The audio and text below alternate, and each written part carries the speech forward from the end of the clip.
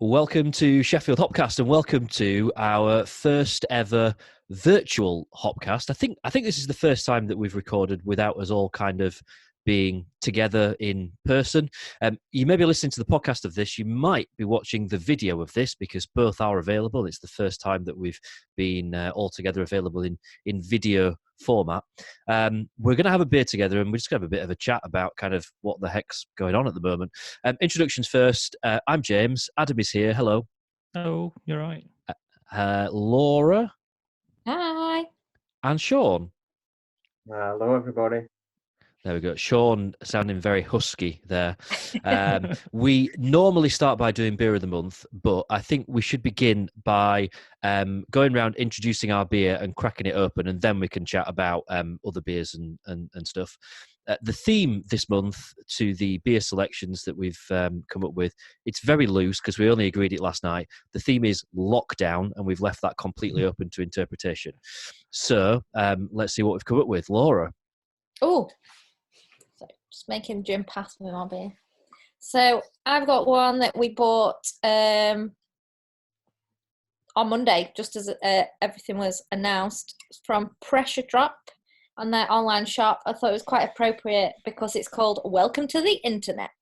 No.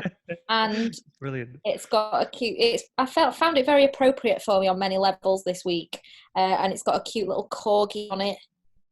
If you can see it for the video there. That's a very Laura can, isn't it? Yeah. You don't have to be the best. You just have to try your best. So it's got a nice little motivational message on it as well. And in keeping with the fact that it's 4:10 on a Sunday afternoon, it's an 8.5% double IPA. It's single hop with mosaic by the looks of it. Not tried it before, but I've enjoyed all the stuff I've had from Press Drop, so that's mine. I'll crack it open. I kind of feel like this sort of like different what you're allowed to drink at different times of the day, that all goes out the window now. Like 10 o'clock in the morning is the same as 8 o'clock in the evening now. It doesn't matter. So it's fine to drink a double IPA rules, this time. isn't it? Yeah.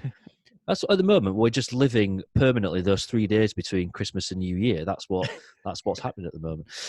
Right, Sean, who looks lovely there in his bedroom. Sean, that beard is. Yeah, I didn't even know that there was a theme for the beers. So I'm now busily trying to incorporate theme into the beer that I've selected. And as we are in lockdown, what me and Deb are trying to do is not stray too far off the normal path in terms of our drinking, and ideally not start supping dippers on a Sunday afternoon, as Yorkshire pudding trays still being cleaned. And so I've gone for a Pomona Island beer, a beautiful little pink can there. The beer is called Second Toughest in the Infant. I would imagine none of us probably was second toughest in the infants at school, actually. But it's a little 3.2% Simcoe Mosaic. I think there's a bit of Amarillo in there. So I've gone for low on a Sunday afternoon.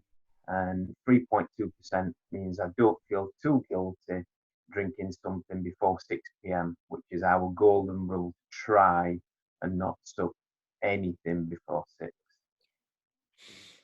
Nah. Right, Adam, what have you got?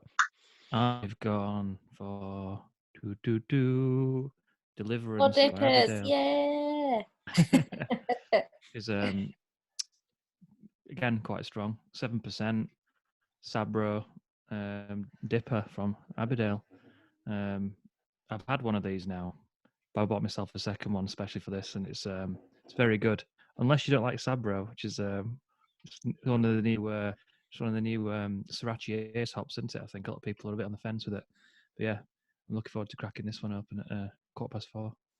There you go. Well, just to complete the almost full house, I too have a double IPA, and a similar sort of connection to Laura's. Mine is Whiplash and Wylam telephone line, because we are all now much more reliant on our telephone line for the internetage. so that we can all keep in touch. Indeed, so how we can record this podcast. So 2 breweries that I love, Whiplash and Wylam. So I'm quite looking forward to this. I don't know if it tells me what hops are in it. It doesn't say what hops are in it, Sean have got which matching is glasses. strange. I think me and Adam actually have matching glasses as well. Yay. It's all very I weird. didn't give you my connection, did I? My connection was something that you can kind of still get hold of in lockdown, plus kind of still, paying back to the local economy. So obviously supporting Aberdale through buying their beers, but I actually bought it from a little shop down the road. I think it's called the Green Shop. It used to be called Granville's. It's like a proper old school little shop on Wadsley Lane, something like that. So they've started stocking kind of local beers and stuff, and they've been a bit of a go-to just for getting those things that you can't quite get in Tesco, like the toilet roll hidden behind some some random items that keep them going. But yeah, so I thought, a nod to them. I used to love going there because I used to live not far from there when I was little, and I think it's a nursery now across the road from it, that big building. There's one nearby, yeah, just down the corner house, yeah. Yeah, but that used to be my doctor's when I was little. So if I was good, going to get my injections or whatever when I was little, I used to be able to go across the greengrocers and get a treat afterwards. So it's nice to know that you're now getting treats from there, Adam. Yeah, well, it used to be one of those like the house thing, wasn't it? Where like everything was behind the counter thing. It was like, but they've opened it up now. But yeah, it's still got the Do sign. they sell sweets?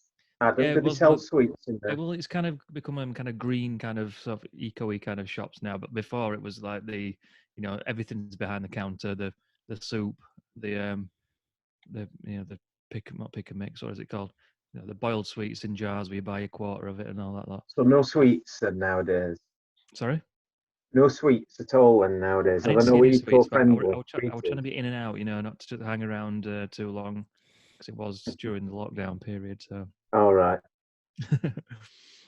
Very good. Right, this is going to be probably the weirdest beer of the month that we've done, because it's just been a weird month. And I was thinking earlier I know I've had some good beers, but I can't even remember I can't remember anything from the last month. It's just like been such a whirlwind, very odd.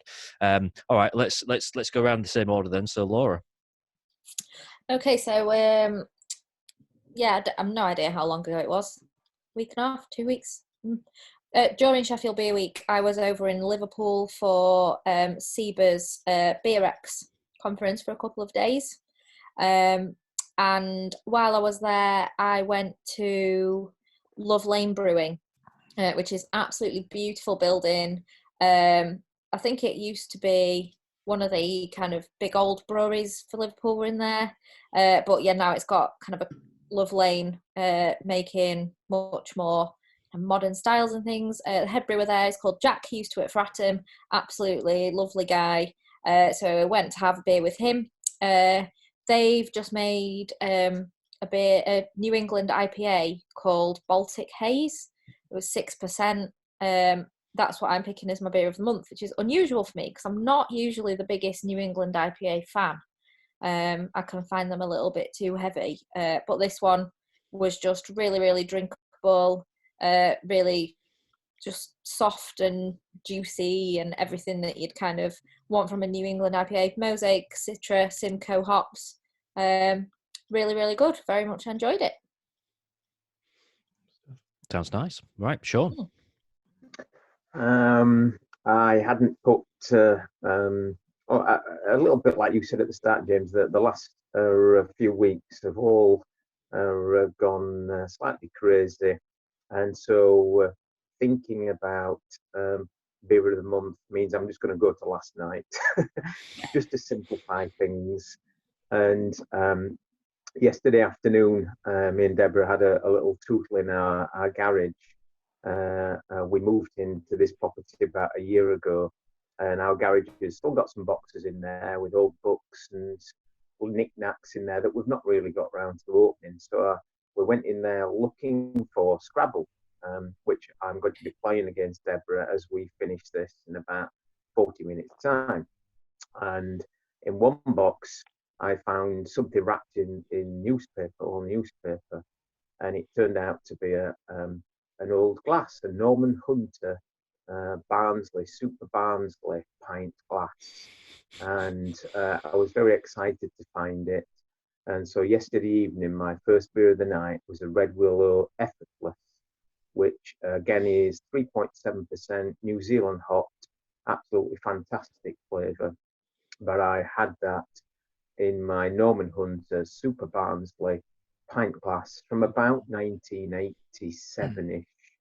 And so I like the glass, I love the beer, and so that's going to be my beer of the month. Cracking head on that one as well, Sean. I know it's on the... Everyone thought I'd done a terrible pour, including Adam. And the glass has a white filming on it, so you can see all the lettering and everything else. And so it was a perfect pour that looked like I needed a chocolate flake in the top of it. I did see that on Facebook and thought the same. Thought that's just, it's all head. Very embarrassing for everyone. Laura, I think we drunk that on the half pint that me and you did together. Effortless, that New Zealand. Effortless green can. Yeah, green good. can. Really Red enjoyed Willow, really nice. Yeah. and stuff. Right, Adam. Well, mine, I know what my beer is, and I'm kind of having to do a bit of a guess on the name, and I'll tell you why. And it kind of links to probably one of the last times I went to the pub, and it was at the Crow. Nipped to have a quick drink, and I was talking to Kate, and Kate were kind of in this sort of situation a lot of pubs have been into, just not really knowing what's going off, what they're supposed to do, how much the advice is supposed to take. Do they take it on themselves, or do they just wait for the government to tell them to? But they had on their the Steel City collaboration with the Crow beer, but the clip just said Steel City and Crow, but I think it might be called Corvus Corone or something. And it's 7.2 New Zealand dry hopped sour brute IPA. Did you get all that? Wow. And to be honest, it's the first time. I've never been a big fan of sour IPAs, but there's something about the brute thing kind of just helped it work. And it was kind of the first brute, sort of loosely brute style beer that I kind of thought, okay, yeah, I can see how this works. And I thought it really worked with the sour, like a sour IPA. I thought it was really good. Just super quaffable for like 7.2 as well. So yeah, really recommend that if you. I don't know. I've had that, Adam. Yeah, an excellent beer. I'm not a big fan of sour IPAs either, but they've released that in bottle. Maybe it's within a month or so of the Crow opening, and thought it was outstanding. A real shock to me at the time when I had it. Excellent. Yeah, I don't know if he's rebrewed it then or something, or whether I don't know whether it keeps a year, but the information on this one, which is like a year ago, like you said, or earlier this year, it's the exact same information as I remember drinking. So I'm assuming it's the same. I think it's a one-off brew, so it's either a cask that they've kept back, or was it on keg? It was a keg, yeah. Yeah. So they'll just kept keg that. Good stuff. My beer of the month, I'm going back to Indie Beer Feast, which feels like it was a lifetime ago. It was like a different world, thinking back to like walking around, touching people, drinking beer, not touching people, you know what I mean? And it's, I know you don't, I can't remember how you pronounce the brewery. I want to say Keys. How's it pronounced? KWS? Keys. No. Is it pronounced Keys? Kiss. It's Kiss. But everybody calls it Keys. Right, well, I'll stick with Keys then. It was a caramel fudge stout, barrel aged in with cognac, imperial stout. There's a lot of words there, isn't there? Cognac barrels, imperial stout, 11.5%. Caramel fudge. It was beautiful. It was gorgeous. I think you can get it in cans. I think it's been around in kind of like takeaway format for quite a while, but I've never had it. It was the first time that I'd had it. I had a third of it, and it was just beautiful. And I actually drank a lot of stouts at Indie Beer Feast, which I didn't expect to do, but the stouts seemed to be like outstanding, really, really good. There were 4 or 5 that were just top notch. So unexpectedly found myself having a bit of a stout night, which was excellent. But that was just beautiful. That was my favorite beer of the Indie Beer Feast. I don't think I've had anything since that's bettered it. So yeah, I mean, I'm guessing, Adam, you've obviously got the glass, so you must have gone as well. Yeah, I went on the Saturday afternoon. Met up with the guy with Simon and Vicky from Beers Without Frontiers pod. So nice to see them. Obviously, a few friends as well. Yeah, quite relaxed. Went for a couple of beers afterwards. I think we ended up in the Rutland outside. Adam. Yeah, you saw me Oh in yeah, the I saw you, Sean, didn't I? Yeah. I was in there Yeah. with some friends. I was just going to see Elvis Costello, so pre-concert drinks in the Rutland with a slurring Adam. Who'd have thought that would have been like the last? I mean, Sheffield Beer Week was just in time, wasn't it, before everything started to go weird. And like looking back now, I think if I'd have known, I'd have gone to everything. I'd have gone to every event that I could do if we'd have known what was coming afterwards. Because in the end, I didn't really do. But I obviously went to Indie Beer Feast, and then after that, just was kind of working all week, so didn't really get to any events or anything. It's been odd. I don't know. I mean, I don't know how much people want to kind of talk about. For me, it's kind of on a personal level. I feel like this lockdown's been a bit of a positive reset for me a little bit, like where like I'm kind of forced to do certain things rather than having the temptations of maybe doing things too many times, too many pub trips or drinking too much. I feel like I've done much more exercise as well in much more kind of vigorous routine. You know what I mean? Like the routine, like a strict routine's kind of been quite good, I think, in a way. Obviously, it's a terrible thing generally, but just on a kind of personal weird level, I kind of it's kind of a bit of a reset. Maybe kind of, I think everyone's kind of thinking outside the box a bit with all sorts of stuff.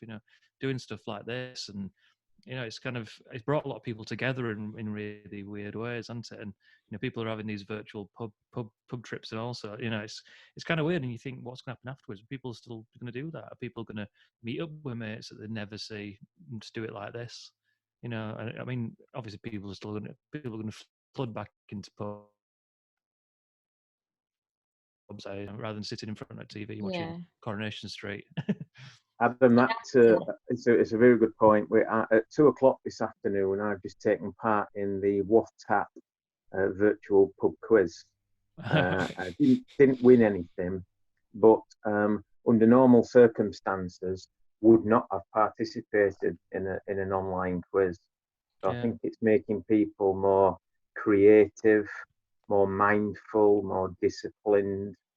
Yeah. And I agree with you. There is an element of a bit of a reset, having to think about how we live our lives, and hopefully something more positive might come out of what is such a worldwide nightmare.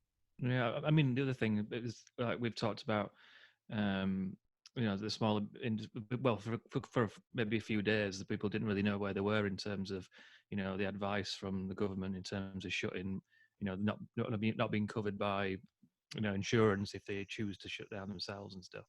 But I think a lot of stuff about the independent businesses is kind of in a lot of people's minds now. Maybe people will kind of think, do you know what? Rather than going straight back to Tesco or whatever, let's think about these people who have had a rough time, over the last few months, particularly smaller businesses, and just and I think they'll be in the mind a bit more. I think so. Hopefully, people kind of will gravitate towards them more when we we get back to normal. It's more of an if, but we'll see. It's good. There's good points there, and I think what you both said about how, because we've got to think outside the box.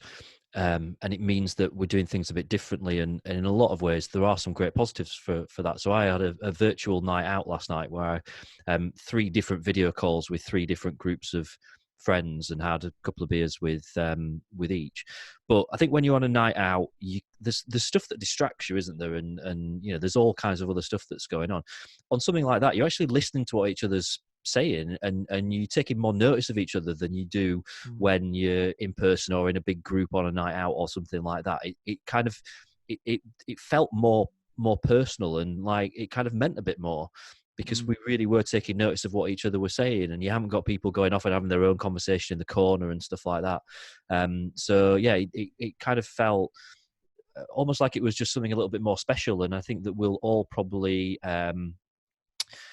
value that time that we spend with friends when, whenever we find ourselves back to whatever becomes normality after this, that time with friends and going for a beer with friends that we've taken so for granted will mean more, won't it? Because we'll just be more grateful of the fact that we can do that and savor those moments a little bit more rather than them just being, 10 a penny.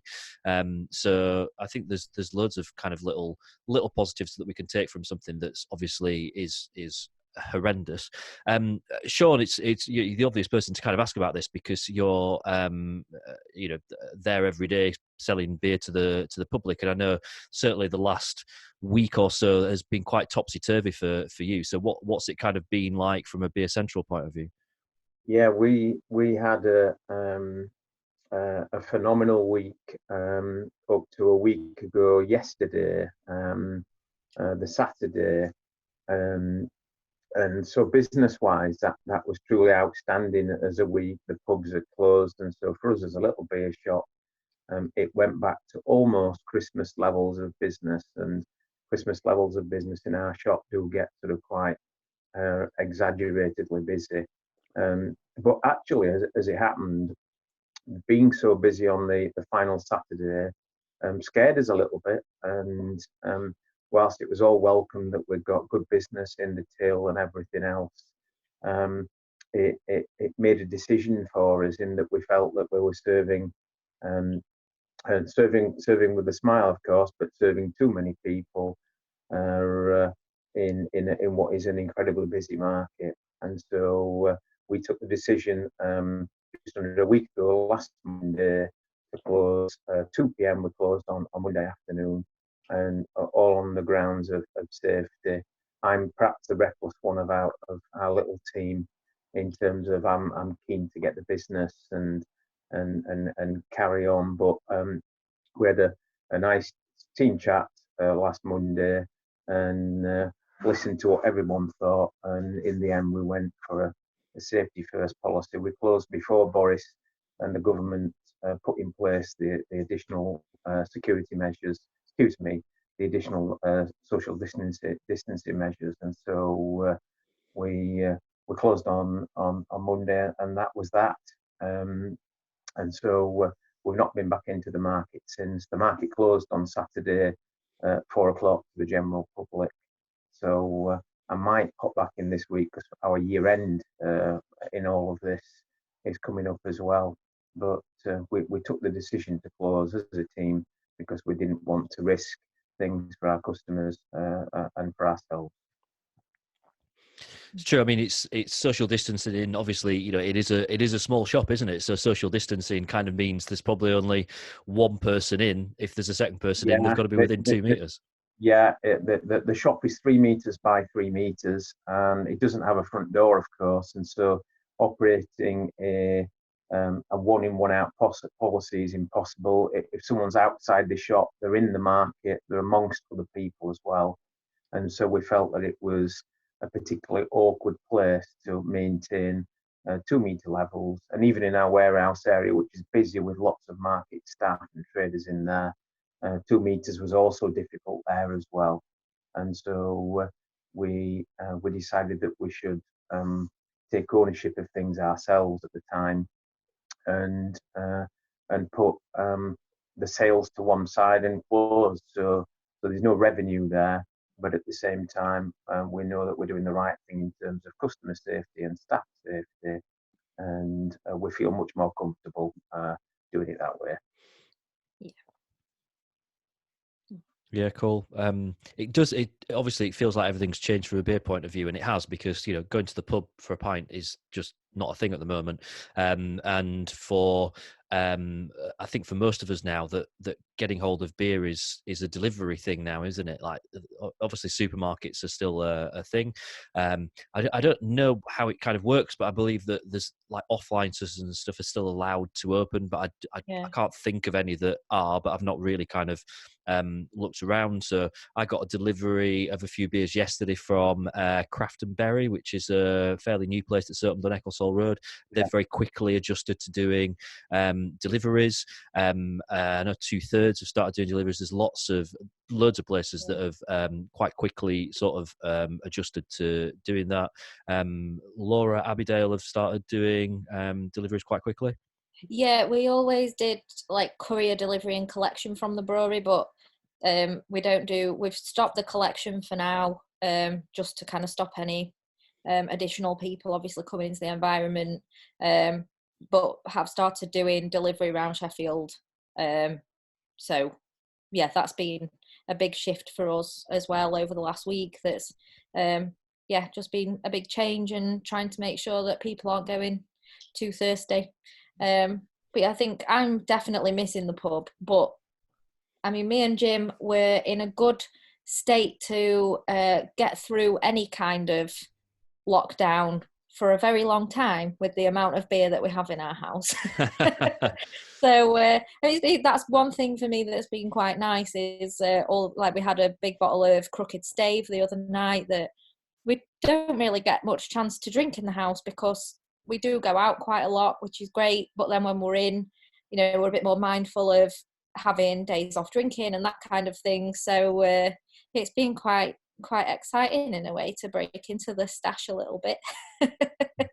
But yeah, how's it working then? I mean, obviously, if it's confidential, but what does the change mean at a brewery then? I mean, are you kind of just brewing just for small package now, and can you make kind of? Yeah, it's really hard to know what to produce, I suppose, in terms of quantity, I suppose. I mean, for us, at Abbeydale, we're definitely trying to shift more into the small pack thing. So we've upped the canning runs. We're supposed to be getting our own canning line in soon. Don't really know quite when, which will mean we'll be a little bit more flexible in that. And we've started doing mini kegs as well, which even though we're having to brew once a week because we have our own yeast, so we need to keep that alive by using it. So we are still brewing once a week, but that's down from sort of 8 to 10 times really. And the mini keg kind of process is quite labour intensive, so that's taking up that's kind of keeping us busy at the moment. But yeah, it is a big change and a big kind of drop in production, but just kind of doing what we can while we can, really. It is weird times, isn't it? Because you kind of feel like it's almost inevitable that there will be pubs that just don't come out the other side of this. It's hard to see every pub surviving this and reopening again when we already knew and that there were so many pubs around the country that were struggling anyway. It's been a bit of a dying art form in a lot of ways, hasn't it? And I think some of the pubs that we tend to go to have probably been thriving because of the kind of beer that they specialise in and things like that. But even so, you just kind of work, how long this goes on for, whether there'll be pubs, even ones that we know and love, that might really struggle to get through this. I know Paw, one of my locals and one of my favourite pubs, they've just launched a crowdfunder for people to start kind of buying vouchers and discount cards and things like that for when they reopen. So that's something that I'm really keen to support, and I wouldn't be surprised if a few other places start doing something similar. Seen a few kind of selling merch and things like that they've brought in just to. In the Rutland's doing a few like voucher stuff as well, aren't they? Yeah. I think it's definitely going to help that the government is supporting the people's wages. Obviously, like if that wasn't going to happen, and you've still got to pay loads of people's wages when you've got no money coming in, or you probably have a lot more people going under. It kind of makes you wonder how many people kind of can afford the rates and the rent and stuff just for these few months to kind of take over, not making any profit. But I suppose at least most people's wages are kind of covered in some way. That might help a little bit. I think everyone's just a bit up in the air, aren't we? No one really knows what's going to happen. But I think the good community spirit thing, I think it's all really positive. How everyone's really, really digging in and kind of, I think that it will. And it sounds a bit like fluffy, but it will actually help, won't it? I mean, people will be more, like I said, a bit more mindful about things, and plus, people who are still getting paid, probably aren't spending as much at the minute. there might be a big boom at some Well, point. we were chatting yesterday about like when the pubs reopen. It's going to be really strange to see how that works, because you can't just open a pub and it have all its beer ready to go just like that. You know, there's, and like I said, Abbeydale are still brewing a little bit. Other breweries will be doing the same. Other breweries aren't doing anything. You can't just have beer ready as soon as you're told the pubs are open. So I think it's going to be a funny time when they do reopen, as kind of getting back into normality, even when we can go. So yeah, be interesting to see what happens there. Yeah, it is going to be. It's kind of the unknown, isn't it? It's like however long this goes on for, we haven't got a clue. You know, I've seen predictions of social distancing rules maybe in place that, you know, we're talking months and months, like over a year, rather than talking about weeks, and how that works in terms of pubs. And we're very adaptable, aren't we, as humans? We're very adaptable as a race, effectively. That you know, if social distancing becomes the norm, but pubs are allowed to open, then pubs will adapt and they'll find a way of making that work. But then you look at kind of micro pubs and, you know, other such kind of places and think, well, you know, what how does that work long term? So there's just so many question marks at the moment, isn't there? There's so many uncertain areas that it's hard to kind of know. But you know, I think Sheffield very much a kind of place that when the opportunity is there for everyone to get back into pubs and other places, other beer establishments, and support them again, then I think that we'll all be looking to do that as quickly as we can. We've only got a few minutes left because we're doing this on Zoom and I'm too tight to pay for a Zoom upgrade. So quickly, how's everyone's beer? I am slightly worrying whether or not an 8.1% beer at 4 p.m. might have been a mistake. It's very nice, but I can feel it. I can't feel mine. Mine's 8.5. It's really, really nice. It's really smooth and it's really easy drinking. So I'll let you know later how the rest of my evening plans out. I'll probably be in bed at 7:30. Very good. Very good. It's very different to the last. It's not even similar to the last sort of Deliverance one I had. I don't think it's anywhere close to the same percentage either, is it? Was it about 9, the last one? Yeah. Yeah. So, yeah. Very good. If you like your kind of New Englandy style stuff, if you like stuff like Huckster, but a percent higher than something. If you like Sabro, you'll love it. It's really nice. Really good. I've got the other. What's the other one I've got left? I've still got the other one. This New England one. What's it called? Oh, the Hop Cult Armageddon, is it? Is that what it's called? Yeah, I think I'll be having that later. I've got another one of those in the fridge because I really enjoyed it. I've got a bit of a red face. I've just done my exercise for the day, so I feel guilt free now, so I can keep. Yeah, we were regulation hour exercise. Yeah, we ran a half marathon for fun earlier today because we were supposed to be doing the Sheffield half, so we just ran for a bit. Sean, what's the Pomona Island like? It's all gone, James. So the advantage of having a 3.2% beer means I could slurp it very quickly. And I think it's the perfect preparation for a game of Scrabble. It's just loosened up my shoulders nicely. And I think I'm on a certainty in terms of beating Deborah at Scrabble in 10 minutes. I like a gin and tonic playing Scrabble, so... Okay. I don't like a gin and tonic playing Scrabble, so I'll stick to the beer, Adam. But thanks for the tip. Just quickly, Sean, did you not drink while you were doing the pub quiz earlier? No, I didn't. No, Roy was drinking water while I was doing it, and so I didn't. He couldn't see me, so if he'd have asked, I would have pretended I was drinking a double IPA. But no, I knew we were going to be drinking again for this, so I thought I'd better take it. It's making me very sensible. Yeah, too sensible. I'll get all reckless again when the pubs reopen. I'm sensible. I've got some water here as well. This is super sensible. I'm not double that IPA sensible. and water. Anyway, it's been lovely to catch up with you all. We should do this again soon, and obviously as things unfold and become a bit clearer, and kind of see what's going to happen.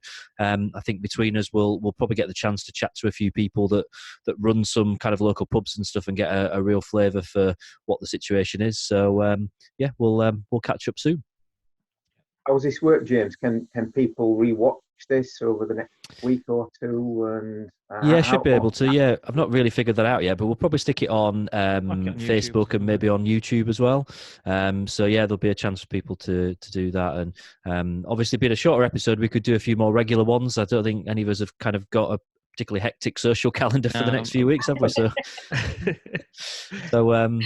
we'll be back soon with another lockdown episode of the Hopcast. But lovely to see you all, and take care. Yeah. Stay safe, everybody. See you later. Bye. Bye, Sharon. Bye. Bye. Bye bye.